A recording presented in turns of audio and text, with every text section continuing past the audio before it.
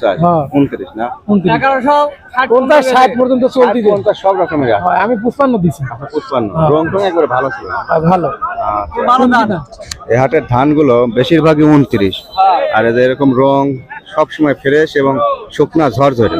আর যাদের একটু রং দুর্বল তাদের 30 40 50 100 কম বেশ হয়। এরকম বালা থেকে আমরা খুশি, আমার এরকম বালা থাকে একটু আগিচ্ছে কিন্তু এ 1200 হবে নি 1250 অল্প দিনের মধ্যে হয়ে যাবে।